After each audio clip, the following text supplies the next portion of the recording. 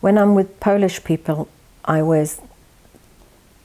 they know me as Basia, except for people who come from Western Poland, then it's always Barbara. I was born in England. My parents were refugees. My father got to England in 1947. He was in the UNACI, and he was part of then in England, they had something called a Polish resettlement corps, and Polish people that arrived in England could be there for 2 years to settle in and to study and to get jobs in England. And my father was one of those, and his mother and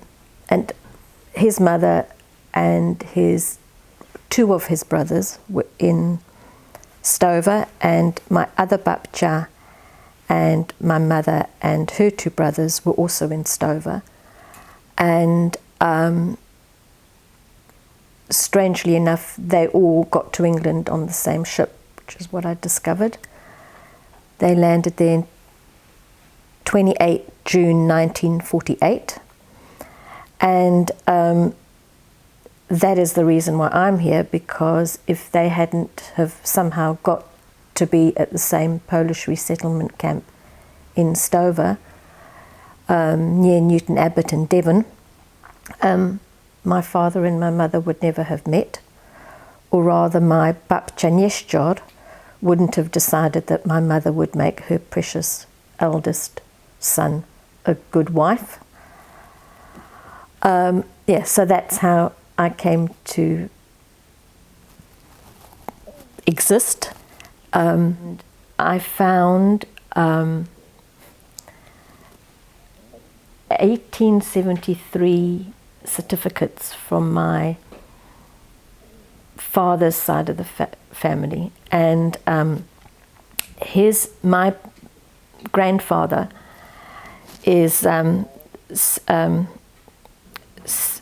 Stanisław Nieszczor, and he seems to have been the last child from a long. So to me, it was as if he was, because he was the last and the youngest. He had elderly parents, and he went to Lublin horticultural or botanic gardens and did this horticultural course.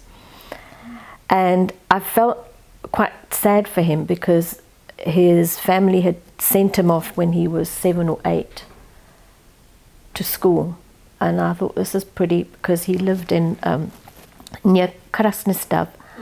I've forgotten right now I've forgotten the name of the village, begins with a G. No.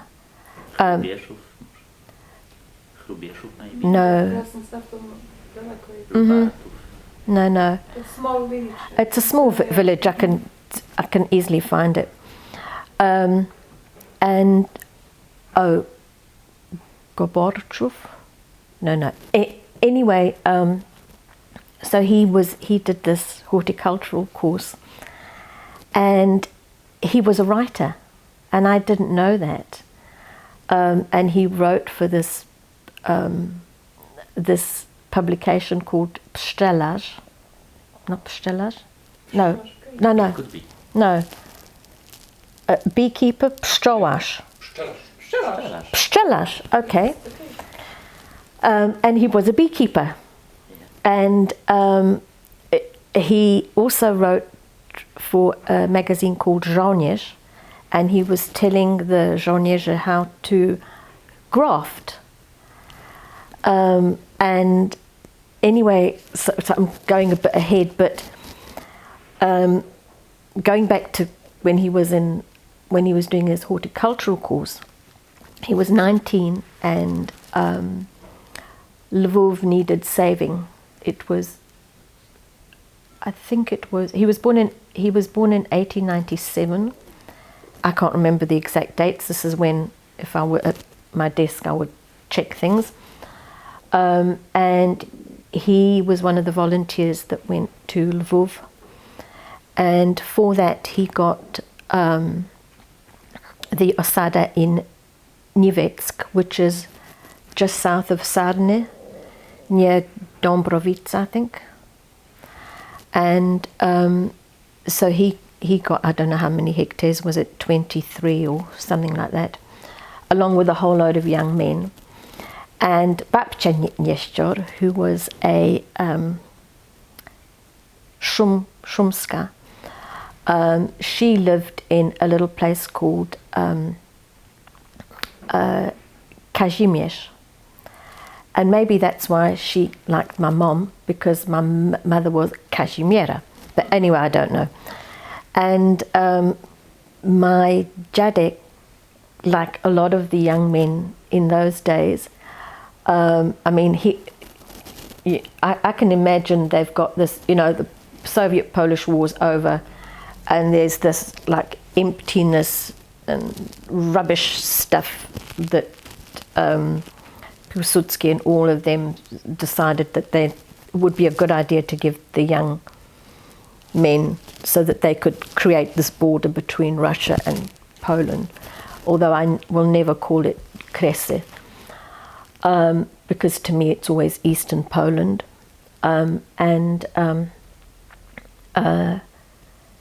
So he met Babcia, and they got married, and they had my father first, and then another 4 children.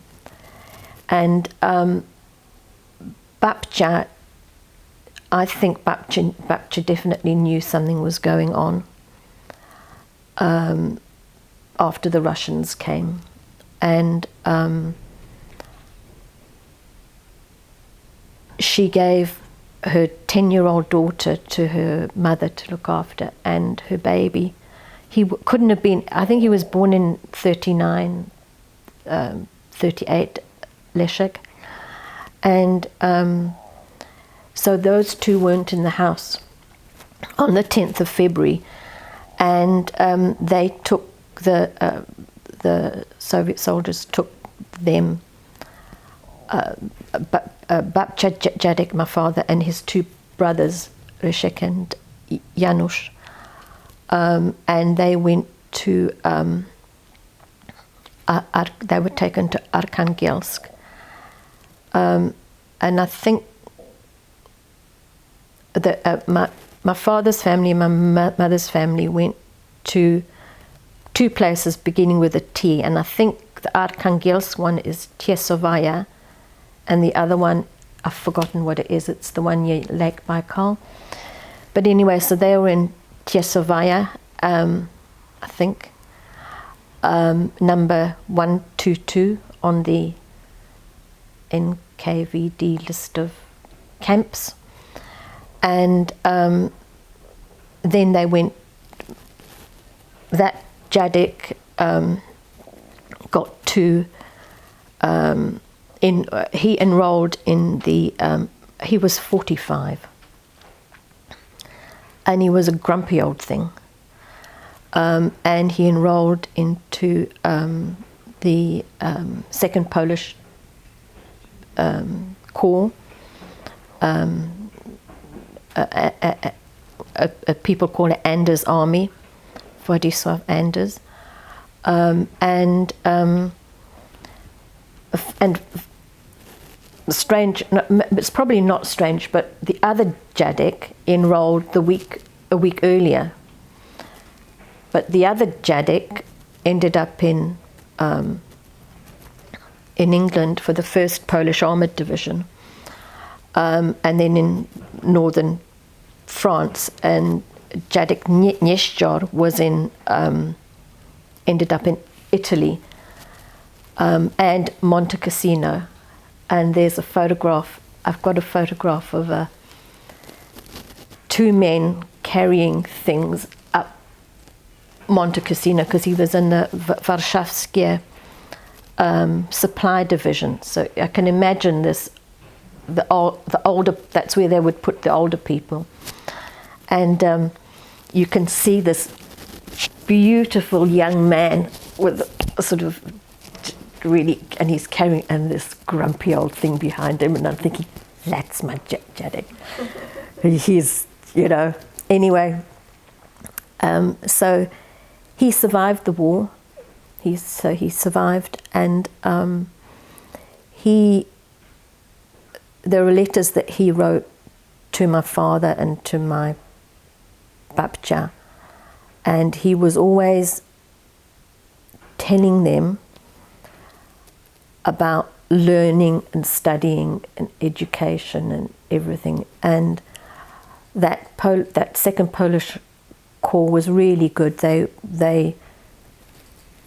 knew I take my hat off to the way they realized that once the women were in Tehran, in those camps, that what would they do with teenage boys?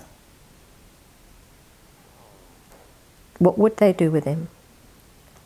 They would be,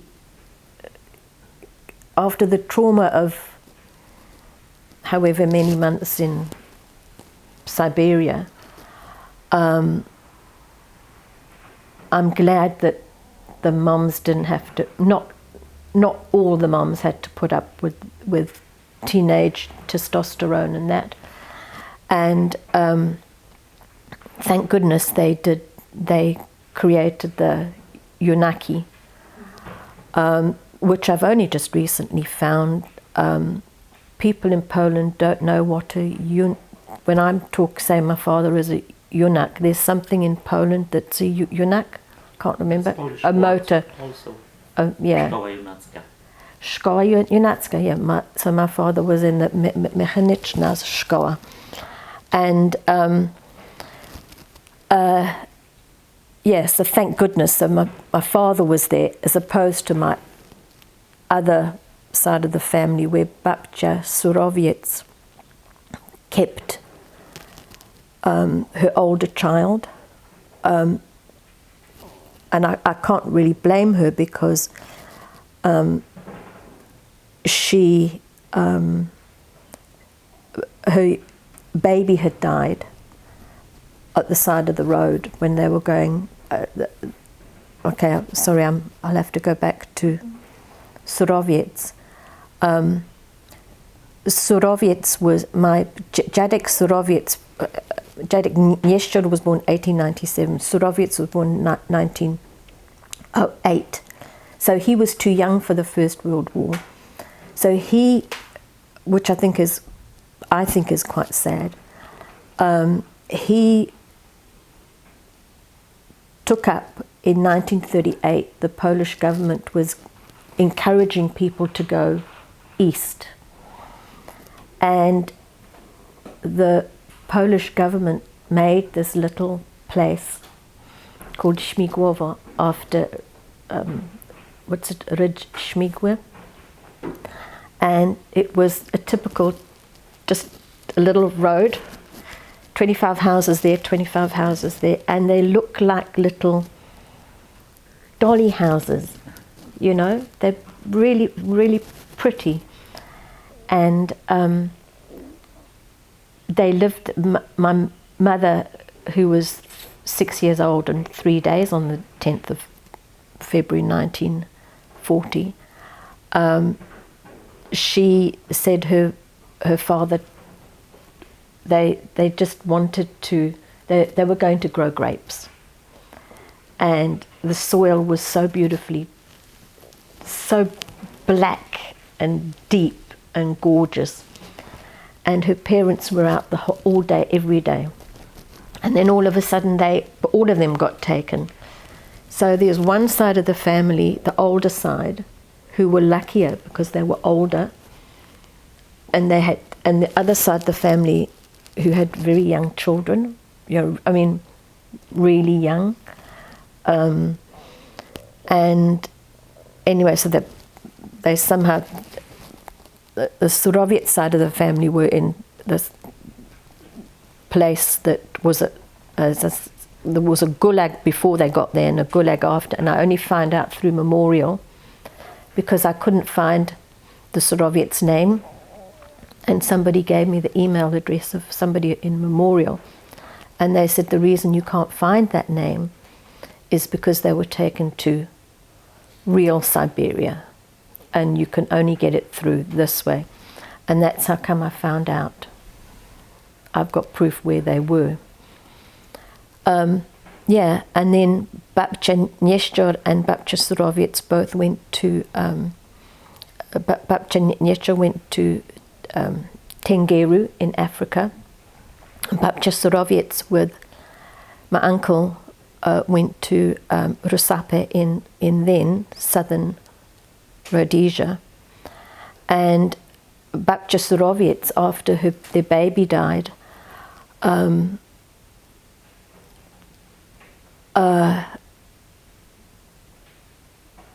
she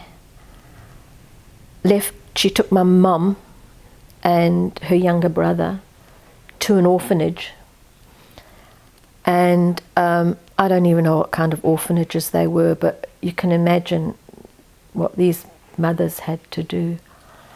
And she said to my mum, look after your brother. Now, it's one of the things that I've realized with the Pahia tours and in interviewing anyone is these orphanages, they separated the children. They separated the boys and the girls. So here was my mother looking after her brother, but they weren't allowed to be together. Yeah, so it was pretty tough for them. And they happened to be in the same Tengeru camp as Babcia Nieszczor. Maybe that's why Babcia remembered her from in England. I mean, I don't know.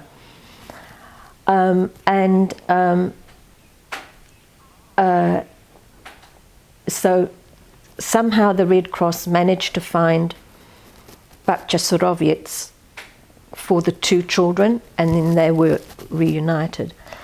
But my mother said they just spent the war waiting, you know. So this is what I was saying yesterday. The Pahia Tour children, the Pahia Tour people, were so very lucky to at least be able to get started with their lives when it became clear that there would be no free Poland, you know. People in Africa, like Anna Swain's mom, whom I've interviewed, she was also in Africa, and they didn't get out. I mean, some of the Polish refugees in Africa didn't get out until 1950. You know, nobody wanted them. It was, you know, so that was it.